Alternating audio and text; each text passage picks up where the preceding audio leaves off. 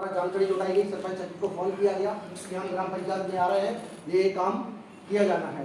हमारे द्वारा 3 बजे ग्राम पंचायत में यहाँ से रवानगी की और ग्राम पंचायत में उपस्थिति दर्ज कराई गई। उसके बाद हमने अपना परिचय दिया और उनके सचिव को बताया कि हमें सामाजिक अंकेक्षण का कार्य करना है, आपके साथ करना है, ग्रामीणों के साथ करना है। उसके बाद उनसे पूछा गया कि सामाजिक अंकेक्षण समिति का गठन होना है, तो आपके यहाँ समिति बनी है कि नहीं बनी है? तो उनके द्वारा बताया गया समिति नहीं बनी है। तो उनको बताया गया कि कल ग्राम सभा में ग्राम संपर्क समिति का गठन करना है, इसका स्थान, समय और डेट निर्धारित कर दीजिए और मुनादी करा दीजिए। और ग्राम सभा में अधिक से अधिक लोगों को उपस्थित कराना है, जो पिछड़े गरीब हैं, जो नहीं आते हैं, उनको जागरूक करना है। उसके बाद हम लोगों ने अपनी मैडम ने और हमने अपनी व्यवस्था की खाने पीने रहने की। और शाम को जब हमारे पास टाइम मिला तो सबसे पहले हमने सोचा कि टाइम मिला है तो गांव की भौगोलिक स्थिति को जाना जाए कि वहाँ के ग्रामीण कैसे रहते हैं, क्या करते हैं, रोजगार मिलता है कि नहीं मिलता है। तो फिर कुछ लोगों ने बताया कि यहाँ तो ऑनलाइन काम है नहीं है, मतलब मजदूरों के लिए मास्टर रोल मतलब तैयार नहीं किया गया, काम की मांग की जाती है लेकिन ग्राम पंचायत में कोई काम नहीं खोला जाता। फिर अगले दिन ग्राम सभा का आयोजन किया गया। तो ग्राम सभा का आयोजन किया गया तो वहाँ 7-8 लोग उपस्थित हुए। तो हमने कहा नियम में लिखा हुआ है कि आप एक बार फिर से मुनादी करा सकते हैं और 1 घंटे बाद मतलब ग्राम सभा कर सकते हैं। इसके लिए आदरणीय विश्वकर्मा जी जनपद सदस्य बैठे हुए हैं और वो ग्राम सभा में आए। उनके सहयोग से हम लोगों ने रैली निकाली, नारे लगाए, एक पैसा किसी के बाप का हमारे आपका, हर हाथ को काम मिलेगा, काम का पूरा दाम मिलेगा।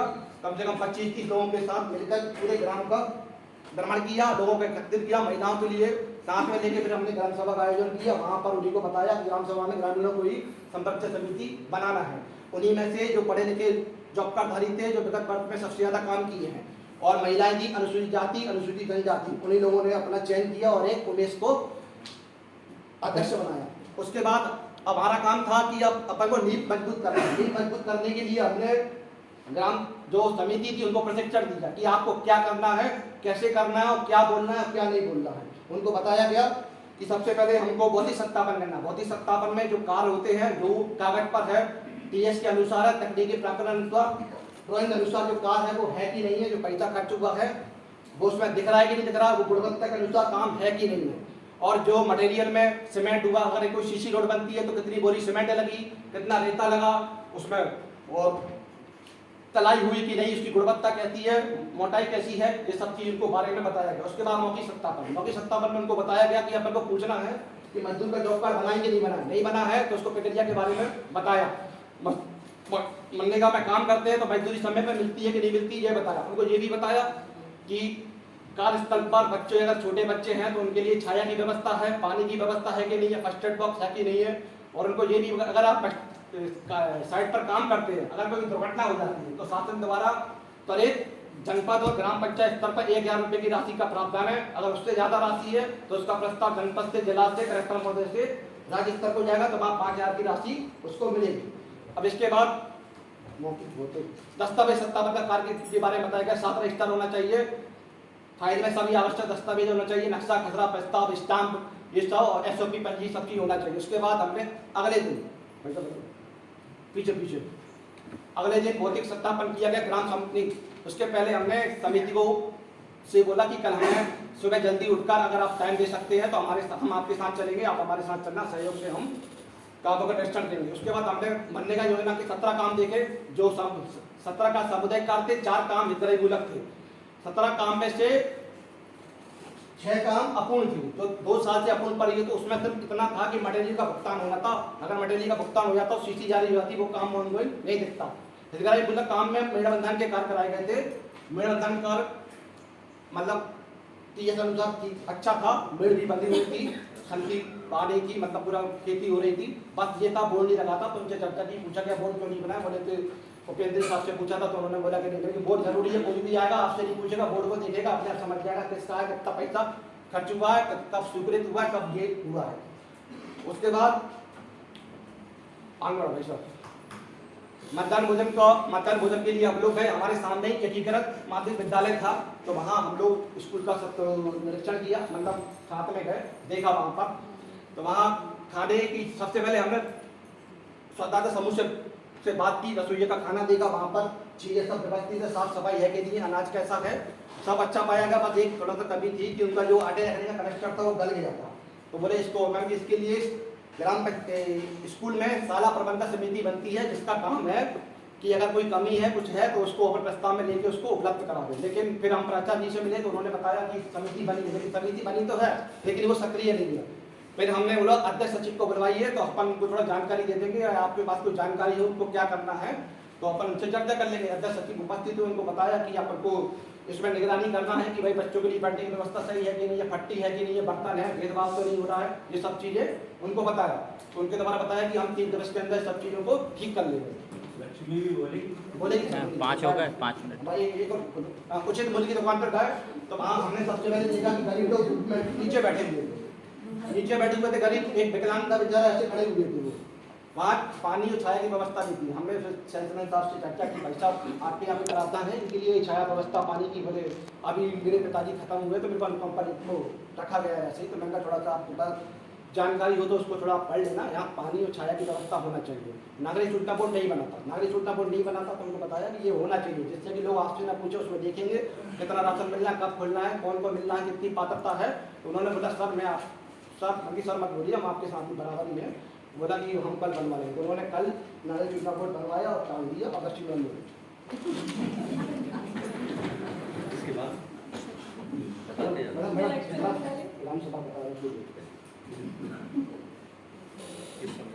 मैं लक्ष्मी राहुल, आप लोगों से परिचित हूँ, आप लोग भी उपस्थित हैं, नमस्ते। जैसे कि सिद्धार्थ साहब ने बताया कि भाई BDS में सूचना बोर्ड लगा हुआ था, ग्रामीण लोगों के बैठने की व्यवस्था नहीं थी। वहाँ पर एक चीज़ और देखा गया कि जो निगरानी समिति के बारे में पूछा गया सेल्समैन से, उन्होंने बोला कि मैडम ये चीज़ हम नहीं जानते निगरानी समिति होती क्या है। फिर उन्होंने अपने प्रबंधक से बात कराया, फोन पे उनको जानकारी दी, पूछा उनसे, तो उन्होंने एक कहा है कि मैडम अब बनी तो नहीं है। फिर उनको हमने बोला कि भैया 28 तारीख को ग्राम सभा है, इसमें आप आ जाइएगा और वहाँ पर आपकी जो समिति होती है उसका गठन ग्राम सभा के थ्रू होगी। फिर आते हैं ग्राम सभा में, 28 तारीख को जो ग्राम सभा होती है, द्वितीय ग्राम सभा, उसमें द्वितीय ग्राम सभा में ये हुआ कि जो हमारे मनरेगा, NDM, PDS, पेंशन, ये जो 5 योजनाएँ थी, इसमें जो मुद्दे निकाले गए थे उन मुद्दों को ग्राम सभा में रखा गया। GSS समिति भी उपस्थित थी। वहाँ उस मुद्दों को रखने के बाद जो तथ्य सामने आए, उन तथ्यों में GSS समिति और ग्रामीण जनों के द्वारा निर्णय लिया गया कि इनका निराकरण कैसे होगा, कितने दिन में होगा, कब होगा। जिससे संबंधित मनरेगा के हो गए मुद्दे, बोर्ड नहीं थे, रिकॉर्ड मास्टर में काटछाट थी, उपेंद्र के सिग्नेचर नहीं थे। तो इन सारे मुद्दों को अपने उपेंद्र ने बोला कि 2 दिन तो ग्राम सभा ने, और ग्रामीण जनों ने बोला कि नहीं भैया एक सप्ताह में करवा दीजिए आप। फिर आते हैं हम पेंशन बोले ना, पेंशन छूट गया, पेंशन बोल दो ऊपर, पेंशन पेंशन पेंशन छूट गया, पहले ही बात है। पेंशन और आवश्यक जय जी बोलो।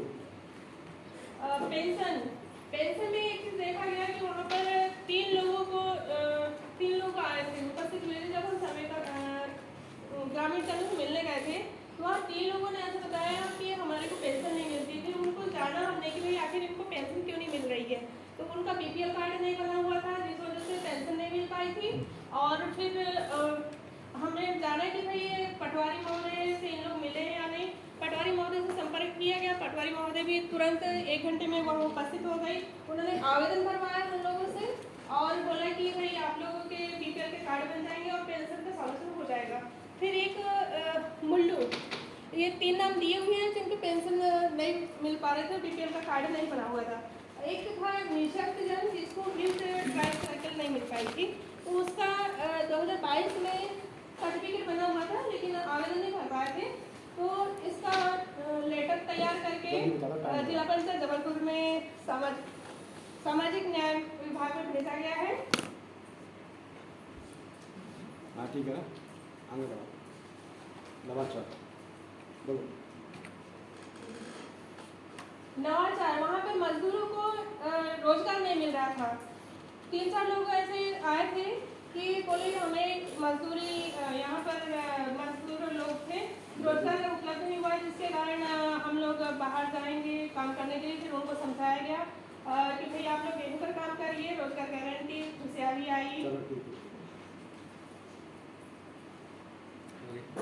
तो शांत रहना है यार, उसमें बोलने में जितना बोलना।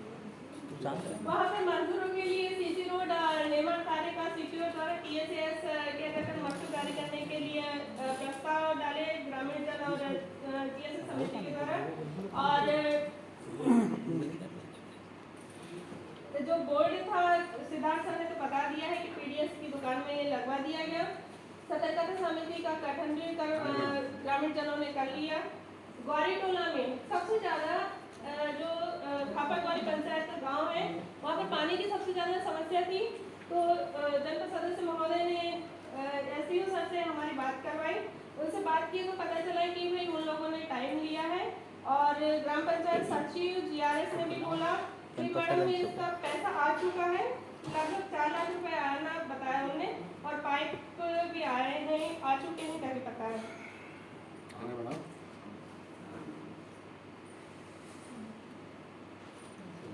चुनौतियाँ ये रही वहाँ पर कि उनके सामने अभी आप बताना लास्ट में बेटी साहब, आप बताएंगे थोड़ी देर बाद, पूछेंगे बताओ। वहाँ चुनौती ये रही कि ग्रामीण लोगों के बीच में जब उन लोगों के बीच में गए तो उनके माहौल में हम किस प्रकार से बात करें, उनसे सबसे पहले स्टार्ट कहाँ से करें। जैसे महिलाएं से वहाँ की महिला बिल्कुल घर के बाहर नहीं निकलती थी। ग्राम सभा में तो कभी नहीं गई। शायद फर्स्ट ग्राम सभा में 13 महिला उपस्थित हुई और सेकंड ग्राम सभा में 36 महिला उपस्थित हुई। ये सबसे बड़ी चुनौती रही वहाँ पर। और पूरी जो योजनाएं थी एक साथ पूरी योजनाओं का 100% सत्यापन करना ये भी चुनौतीपूर्ण था। ग्राम सभा के प्रति जो लोगों की अवधारणा थी वहाँ पर ये बोला जाता था कि अरे मैडम ऐसी तो ग्राम सभा हो जाती है, हम लोग नहीं आएंगे। ये स्पष्ट शब्द था वहाँ पर। फिर महिलाओं को समझाया गया। एक महिला ने तो इतना बहस किया था। और एक चुनौती मेरे सामने आई कि किसी की दीवार में मैं नारा लिखने गई थी। एक आदमी आया, उसने मुझे स्पष्ट बोला कि आप किससे पूछ के लिख रही हैं। मैं एकदम से खड़ी हो गई। ये सबसे बड़ी मेरी चुनौती थी। फिर मैंने सॉरी बोला, 2-4 लोग और इकट्ठे हुए। फिर सिद्धार्थ सर ने उनको समझाया कि परमिशन लेके ही लिखा। ये भी एक मेरे लिए बहुत बड़ी चुनौती। और कोई स्लाइड दिखाओ। इसके बाद कोई स्लाइड हमने पढ़ लिया, अनुभव भी तुम देख लिया, अपनी समस्याओं का समाधान की वहाँ की। क्या बेहतर हो सकता था? ये बेहतर हो सकता था कि यदि हमें शासकीय कार्यालय से अपने जो अधिकारी हैं उनका सहयोग रहता तो शायद हम और बेटर कर पाते और लोगों के बीच में उनके हक, अधिकार, योजना से संबंधित जानकारी दे पाते। और प्रचार प्रसार डिपार्टमेंट के जो विलेज लेवल फंक्शनरी है या वो लोग अगर यहाँ हो तो वो भी जवाबदेह हो पाते हैं ना। ठीक है, मुझे 1-2 बातें आपसे MIS एंट्री कर दी इसकी। ठीक है, मैं 2-3 बातें पूछना चाहता हूँ क्योंकि मैं आपकी ग्राम सभा में गया था। एक तो वो जो जिन लोगों ने ये कहा था कि जिनके अभी आवास बन नहीं पा रहे हैं, तो वो जो मसला क्या था वो आवास प्लस में सर आवेदन लेके उनका पहले से ही आवास सॉफ्टवेयर में नाम दर्ज है। जब लक्ष्य मिलेगा तो अगर नंबर से जिसका प्रतिष्ठा सूची है उसके अनुसार उसको लाभ मिलेगा। पंचायत को ये बताया गया था कि जो प्रतिष्ठा सूची है उसको आप चस्पा करो, लोगों को पता चले, जिससे कि झगड़ा ना हो। जिसका नंबर है, जिसका पूरा हो जाएगा उसके बाद अगले को मिलेगा। ये चीज अपन ने वहाँ ग्राम पंचायत में चस्पा कराई प्रतिष्ठा सूची, जिससे लोगों को पता है कि अब मेरे को आवास मिलेगा। अच्छा, कोई आपने कोई जमीन दान कराई या कोई ऐसा? हाँ सर, भाई एक सीसी रोड थी जहाँ रास्ता सकरा था, तो वहाँ पर नर्मदा माँ को जाने के लिए वो मतलब रास्ता बहुत छोटा था, नहीं तो 2 किलोमीटर घूम के जाना पड़ता था। तो वहाँ जो ग्राम सभा हुई थी वहाँ पर हितग्राही भी उपस्थित थे, तो उन्होंने बोला कि हम अपनी जमीन दान करेंगे। 25 मीटर उन्होंने चौड़ी और 5 मीटर चौड़ी जमीन 100 रुपये के स्टाम्प पर पत्र दिया। वहाँ पर एक पंचनामा बनाया गया। जनपद सर साहब वहाँ उपस्थित थे, तो फिर उसके लिए उन्होंने DSDS की कार्रवाई करके काम चालू कर। और एक कुछ ऐसा मसला मुझे ध्यान पे आया था कि जिस वक्त वो आंगनबाड़ी के लोग ये कह रहे थे कि अब हमारा राशन हमारे घर पे नहीं पहुंचाते हैं लोग, तो वो कुछ बात थी ऐसी? हाँ, ऐसी महिला लड़की बोली, उसके लिए सर ये बोला गया, लड़की ने जो बोला कि हम आधा काम हम करेंगे, आधा काम तुम करो। पेरेंट्स अगर यदि हम बच्चे को लेने जाएंगे तो पेरेंट्स उनको लेने के लिए स्कूल में आ सकते हैं, मतलब छोड़ने के लिए। एक आदमी जाएगा तो फिर यहाँ की व्यवस्था कौन देखेगा? तो ये निर्णय लिया गया कि एक बार हम छोड़ने जाएंगे तो आप लेने आएंगे, तो वहाँ पर ये मसला सॉल्व हो जाएगा। आप कुछ कहना चाहेंगे आपकी पंचायत से? सामने सबसे अच्छा ऑडिट का ये रहा कि आप लोग ने ऑडिट पूरे गाँव में घूम के किया। तो अभी जब जो ऑडिट वाले आते थे वो सरपंच से बैठा के पुराने काम को अंदर निपटा देते। तो उसमें जानकारी नहीं हो पाती, वो लोग जागरूक नहीं हो पाते। इस बार आप लोगों ने जो गाँव में घूम के जो काम किया है उससे लोग लगता है जागरूक भी हैं और उसमें कम से कम आगे अच्छे काम हो सके। आपका भी धन्यवाद, आपने भी सहयोग किया। और सर इसमें हम लोग को सबसे बड़ी समस्या है हमारे स्कूल में टीचर नहीं। सर भी घूमने गए थे, एक क्लास मतलब 1ली से 5वीं तक एक टीचर पढ़ा था और 5वीं से 8वीं तक एक टीचर पढ़ा। सर लोग ने भी देखा तो बदनाम बनाया। हम लोग मिलेंगे, साथ में करेंगे। देखिए बच्चे आपके पढ़ते नहीं, मेरा बच्चा नहीं पढ़ता, आपका बच्चा नहीं पढ़ता, हमारे को बुखार है, हमको गोली खानी, हम साथ में रहेंगे आपके, पर वो लड़ाई लड़ने के लिए आगे आना पड़ेगा। और आप जैसे जागरूक लोग हैं, मैं इस बात के लिए धन्यवाद देता हूँ। हम लोग की जनपद जो राशि आना है उसमें टाइट एंड टाइट फंसा के रखा और मात्र 4 लाख रुपए देते हैं हम लोग को साल में। अब 4 गाँव 4 पंचायत, हमने 12 से 10 गाँव से 12 गाँव, तो 4 लाख में हम लोग क्या काम करें? बिल्कुल सही। तो हम लोग को कम से कम अनुमोदन का पंचायत में राशि बढ़ाने का कम से कम आप लोग सहयोग करें। जरूर वो बात हम लोग करें। ये जो है ना अपने उसमें अनुशंसा में डालेंगे, ताकि अपने राज्य शासन को जो हमको लिखना है उसमें हम ये लोग लिखेंगे। और कोशिश ये है कि हमारी पंचायतों के पास जितना पैसा है वो 25-25 लाख रुपए का तो एडमिनिस्ट्रेटिव सेक्शन का पावर सरपंच को आ गया है। तो ज्यादा से ज्यादा हम पंचायतों में प्लान करना क्या है, लोग आपकी तरफ भागने लगेंगे, साहब आप पैसे दे दो, पैसे दे दो, पैसे दे दो, तो वो तो कितना भी पैसा तो वो नाकाफी रहेगा। तो हम लोग उस प्लान को ज्यादा मजबूत बनाए, GPDP वाला, और उसका ये 15वें वित्त आयोग का जो पैसा आ रहा है उसका बहुत खर्च करा, जहाँ कोई पैसा नहीं, जिसका कोई प्रावधान नहीं, हालात सभी उन जगहों पे आपके पैसे लगने चाहिए, ऐसा मेरा मानना है। यही उद्देश्य भी था कि जनपद सदस्य को अपने ब्लॉक में, किसी ऐसे पंचायत में, किसी ऐसे गांव में जहां पर उस काम के लिए कोई राशि नहीं है, उस पैसे का अपना इस्तेमाल करें। वो हम लोग का क्या होता है कि सरपंच लोग कभी-कभी स्कूल को काम नहीं करते गाँव में, वो काम हम लोग को कभी राशि बढ़ा जाए तो वो काम हम लोग करा दें। ठीक, धन्यवाद आपका बहुत। Okay, thank you. कोई और सवाल इनसे? छुट्टी करें? नहीं, कोई सवाल नहीं, चलो बैठो।